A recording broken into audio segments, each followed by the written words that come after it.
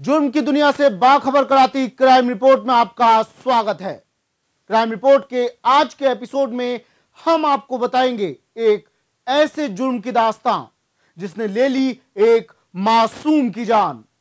राजस्थान की राजधानी जयपुर से आई दिल दहला देने वाली ये दास्तां। पेश है ये रिपोर्ट। राजस्थान के जयपुर में 28 नवंबर को अगवा 7 साल की नैना की हत्या हो गई। अजमेर रोड के पास बगरू में पुलिस को नैना का शव मिला। श्यामनगर थाना इलाके के न्यू सांगनेर रोड स्थित देवी नगर से लापता हुई इस बच्ची को पुलिस और परिवारजन लगातार तलाश रहे थे। नैना का शव बगरू में सड़क पर मिला। नैना के लापता होने के बाद उसके नाना राजेंद्र कुमार ने पुलिस में अपहरण का मामला दर्ज करवाया था, लेकिन फिरौती और अन्य किसी मांग को लेकर किसी तरह के फोन कॉल्स नहीं आने पर पुलिस भी कुछ नहीं कर पाई और सप्ताह भर तक अपहरणकर्ताओं का कोई सुराग नहीं लगा। नैना को तलाशने में जुटे उसके घरवाले पुलिस की कार्रवाई के भरोसे नहीं बैठे थे। वे भी अपने रिश्तेदारों और पड़ोसियों के साथ उसकी तलाश में जुटे थे। परिजनों ने नैना की गुमशुदगी के पोस्टर छपवाए और अलग अलग इलाकों में चस्पा किए। घर वालों के साथ रिश्तेदार और आस पड़ोस के लोग भी टोलियों में कच्ची बस्तियों, बस स्टैंड और रेलवे स्टेशन पर नैना को खोजने निकले, लेकिन उन्हें सफलता हाथ नहीं लगी। टोडा भीम के फरासपुरा निवासी रवि सैन की 7 साल की नैना जन्म के कुछ दिन बाद से ही देवी नगर में अपने नाना राजेंद्र कुमार के पास रहने लगी थी। वह घर के सामने वाली गली में स्थित स्कूल में पहली कक्षा की छात्रा थी। नैना की नानी गीता ने 28 नवंबर की शाम उसे पीछे वाले मकान से कपड़े लाने भेजा था, लेकिन वह 50 कदम दूर इस मकान तक नहीं पहुंची।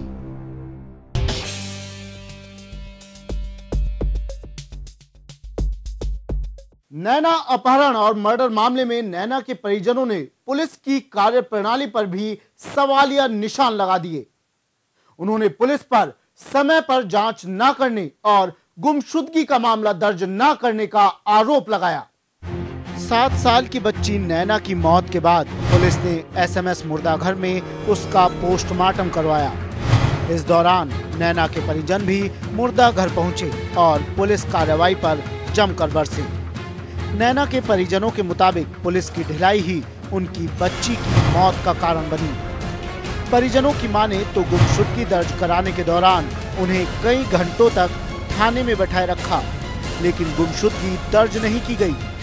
और जब गुमशुदगी दर्ज हो गई तो पुलिस ने ना तो जांच को आगे बढ़ाया और ना ही तफ्तीश की जहमत उठाई, और आखिर में उन्हें अपनी बच्ची से हाथ धोना पड़ा।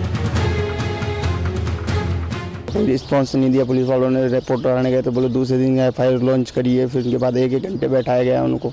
उनके बाद से कुछ भी नहीं पता। अगर वो उस टाइम पे सही टाइम पे उसको लेके गए तो उस टाइम पे वो नाकाबंदी कर लेते तो बच्ची मिल सकती थी उस टाइम पे।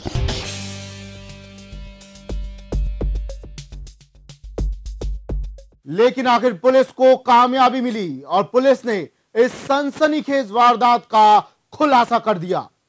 पुलिस के खुलासे ने कर दिया रिश्तों को शर्मिंदा। नैना मर्डर मामले का खुलासा। जी हां, राजधानी जयपुर में गत 28 नवंबर को श्यामनगर इलाके में लापता हुई बच्ची का पुलिस ने खुलासा कर दिया है। पुलिस ने इस मामले में 2 आरोपियों को गिरफ्तार किया है। जो एक नाना का मुंह मोला मामा है, उसी ने अपने एक दोस्त के साथ मिलकर करीब 50 लाख रुपए की फिरौती के चलते उसकी हत्या कर दी।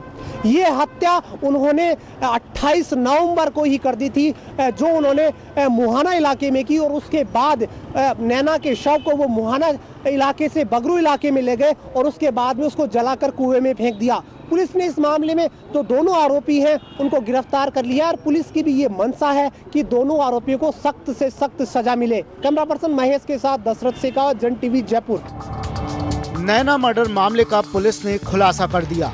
पुलिस ने इस मामले में 2 आरोपियों को गिरफ्तार किया है, जिनमें से एक नैना का मुंह बोला मामा है, जबकि एक उसका दोस्त। दोनों ने मिलकर 50 लाख रुपए की फिरौती के लिए नैना को ठिकाने लगा दिया। नैना का अपहरण उसके रिश्तेदार निशांत सेन और उसके दोस्त गौरव छिपा ने किया था। इसके बाद वे दोनों उसे मुहाना इलाके में ले गए और वहां उन्होंने नैना का मर्डर कर दिया। उन्होंने बगरू इलाके में नैना की लाश को आग लगाकर कलवाड़ा गांव के कुएं में फेंक दिया और इसके बाद गौरव छिपा ने नैना के नाना को 3 दिसंबर को 50 लाख रुपए की फिरौती के लिए फोन किया, जिसके बाद परिजनों ने मामले की जानकारी पुलिस को दी। पुलिस ने मृतका नैना के दाह संस्कार के बाद कड़ी दर कड़ी जोड़ते हुए दोनों को थाने में ले जाकर पूछताछ की, जिसके बाद दोनों ने अपना जुर्म कबूल कर लिया। दिनांक 28/11/2012 को श्यामनगर थाने के इलाके से जो लड़की बच्ची नैना गायब हो गई थी और जिसका डेड बॉडी परसों बगरू के इलाके में मिले थे, उनके हत्या और अपहरण के पीछे शामिल दोनों मुलजमान को गिरफ्तार करने के लिए जिला साउथ का जो टीम थे वो सफल हो गया। नितांश और गौरव की दोस्ती 4 महीने पहले जयपुर के गौरव टावर में हुई थी, जिसके बाद दोनों ने एक बिजनेस शुरू किया, जिसमें घाटा होने के बाद दोनों ने मिलकर इस वारदात को अंजाम दिया। वहीं आरोपी निशांत को पता था कि अगर नैना को जिंदा रखा जाता है तो उसकी पोल खुल जाएगी, जिसके चलते उन्होंने फिरौती मांगने से पहले ही उसे ठिकाने लगा दिया।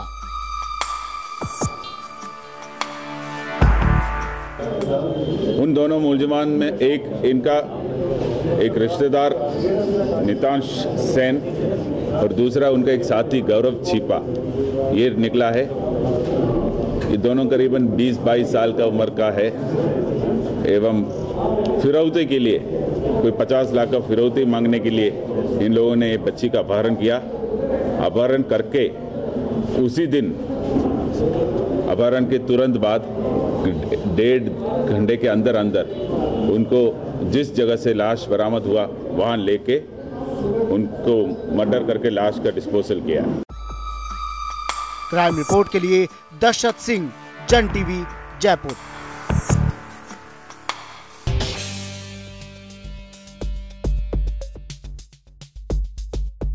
क्राइम रिपोर्ट में यह वक्त है एक ब्रेक का। ब्रेक के बाद जुर्म की कुछ और दास्तां से उठाएंगे पर्दा।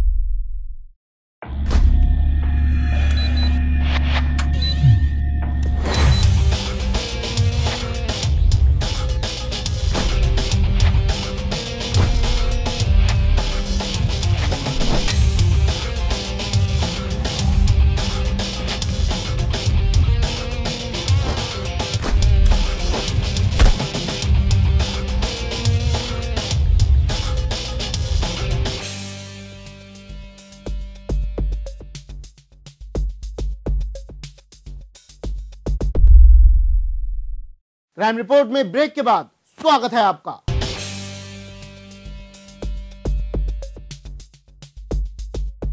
ठगी की वारदातों के लगातार सामने आने के बावजूद इस तरह की वारदातों में कोई कमी नहीं आ रही। धन दोगुना करवाने, ज्यादा पैसा कमाने के लालच में लोग इन ठगों के बहकावे में आ जाते हैं। ऐसा ही एक मामला सामने आया राजस्थान के धौलपुर से। धौलपुर जिले के निहालगंज थाना इलाके की आरएसी पुलिया के पास एक महिला को 2 युवक ठग कर फरार हो गए। निहालगंज पुलिस ने मामला दर्ज कर युवकों की तलाश शुरू कर दी है। थाना प्रभारी गुलाम नबी ने बताया कि गामा देवी अपने रिश्तेदारी से लौट रही थी, तभी आरएसी के पास पुलिया के नीचे उन्हें 2 युवक मिले, जिनके पास नकली सोने के बिस्कुट थे। वो दोनों महिला के निकट पहुंचकर बिस्कुट के बंटवारे की बात करने लगे। इस दौरान महिला ने उनकी बात सुनकर सोने के बिस्कुट में से हिस्सा देने की बात कही।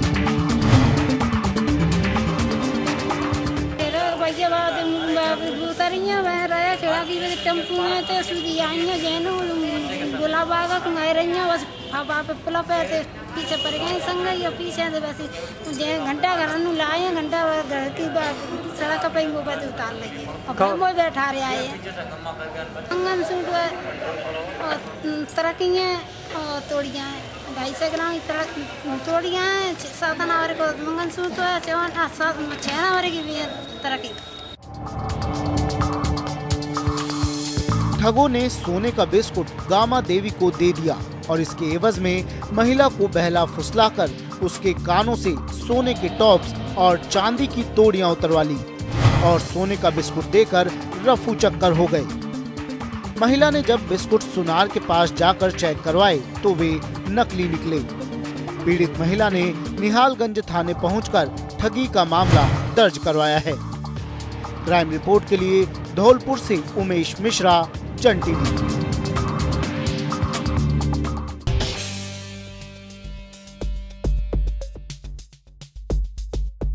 आमजन में विश्वास और अपराधियों में भय का नारा देने वाली राजस्थान पुलिस का बर्बर चेहरा अब सामने आ रहा है। अजमेर में सामने आया पुलिस की दरिंदगी और हैवानियत का चेहरा, जहां खाकी ने कोशिश की एक अबला की इज्जत लूटने की। पेश है ये रिपोर्ट। अजमेर पुलिस वैसे तो हमेशा सुरक्षा के दावे करती है, लेकिन हकीकत कुछ और ही है। मामला युवती के साथ दुष्कर्म के प्रयास का है। पुलिस के 2 सिपाहियों और होमगार्ड के जवान ने रात्रि गश्त के दौरान रामप्रसाद घाट पर सो रही बिहार की रहने वाली युवती को जगाया और आना सागर झील के किनारे ले जाकर दुराचार का प्रयास किया।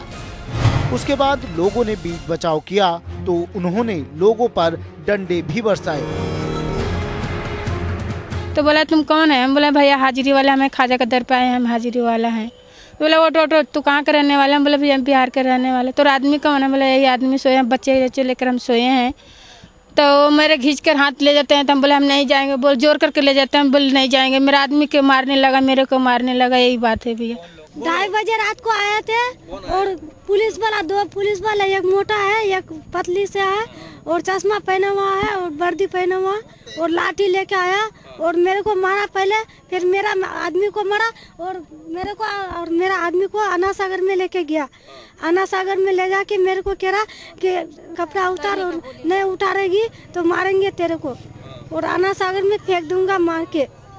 हाँ, और कह रहा कि कपड़ा उतार। मैं बोला कि मैं क्या कपड़ा उतराऊंगी, मेरा आदमी नहीं है, मैं तेरे को कपड़ा उतार के इज्जत लूटने देंगे क्यों?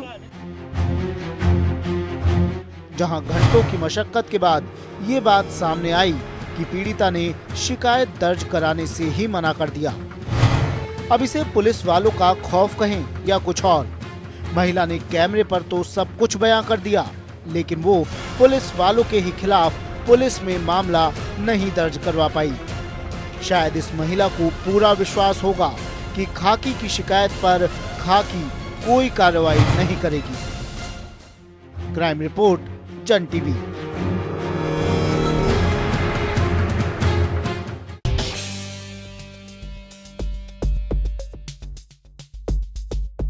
ऑनर किलिंग के लगातार बढ़ते मामलों ने पुलिस के माथे पर भी चिंता की लकीरें खींच दी है। राजस्थान की राजधानी जयपुर से आया एक ऐसा ही सनसनीखेज मामला, जिसमें एक पत्नी ने अपने पति की हत्या का दोषी ठहराया अपने ही पिता और भाई को। क्या है पूरा मामला, देखिए ये रिपोर्ट।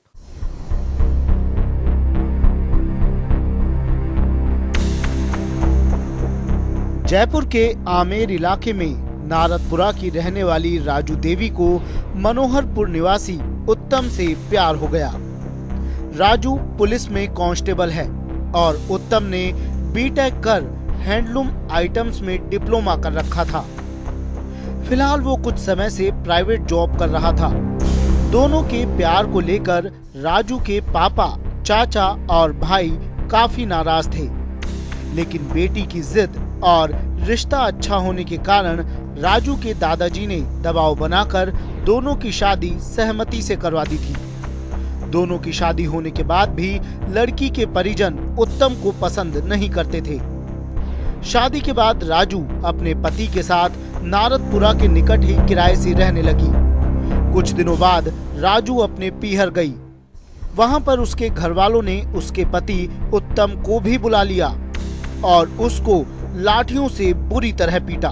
राजू के घर वालों ने उत्तम को लाठियों से इतनी बुरी तरह पीटा कि उसकी मौके पर ही मौत हो गई। मेरी शादी 25 जून 2011 को हुई थी। हमारी लव मैरिज थी, लेकिन हमारे घर वाले राजी नहीं थे। लेकिन उन्होंने हमारे ससुराल वालों के दबाव में आके हमारी शादी कर दी। लेकिन बाद में वो खुश नहीं थे। हम शादी के बाद में 5-6 बार गए थे, लेकिन उन्होंने आपसी रंजिश के कारण मेरे पति को मार डाला। पीछे से अटैक किया था उन पे उन लोगों ने। और उस टाइम में मेरे घर पे थी। मेरे चिल्लाने चीखने पर भी उन लोगों ने नहीं छोड़ा उनको और मेरा मुंह दबा लिया और उनको ऊपर लाठियों से और लात घुसों से वार करते रहे। तब तक उनकी सांस चलती रही। तब तक बाद में वो बेचैन होके गिर गए थे। बाद में कमरे में ले जाके मेरे से गलत सलत लिखवाया गया कि मेरे ससुराल वाले ये करते हैं, वो करते हैं, मुझे परेशान करते हैं, मैं इन लोगों से परेशान हूँ और अगर तू नहीं लिखेगी तो इसको और पीटेंगे। और ऐसे कह के दोबारा पीटने लगे। पुलिस इस मामले को ऑनर किलिंग का नहीं मानती। पुलिस के मुताबिक उसके चेहरे और हाथ पर जो चोट के निशान हैं, वो मामूली हैं। ऐसे में उससे हत्या होना नहीं माना जा सकता। हालांकि पुलिस इस बात का आधार पोस्टमार्टम रिपोर्ट को बता रही है। उनका कहना है कि लड़का शराब का आदी था। नहीं, ऑनर किलिंग जैसा कोई मामला नहीं है। ये लड़की है जो यहाँ पर जॉब करती है, जिसने करीब 1-1.5 साल पहले 1.5 साल जून 2011 में शादी की थी।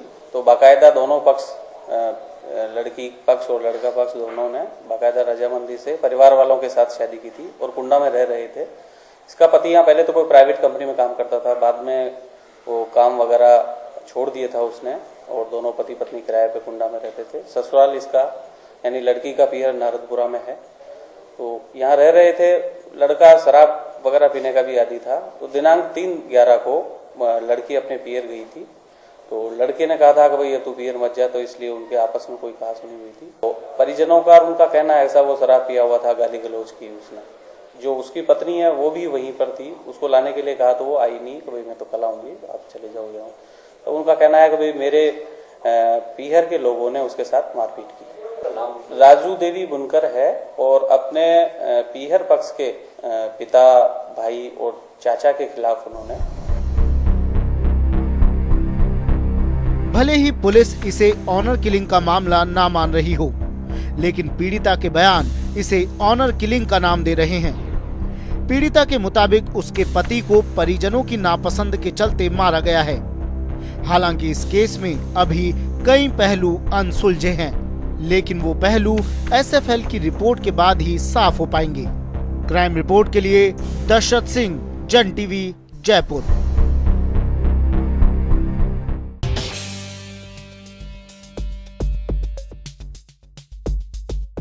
क्राइम रिपोर्ट में आज के लिए इतना ही। अगले एपिसोड में जुर्म की कुछ और दास्तां से आपको करवाएंगे रूबरू। तब तक के लिए मुझे दीजिए इजाजत। नमस्कार।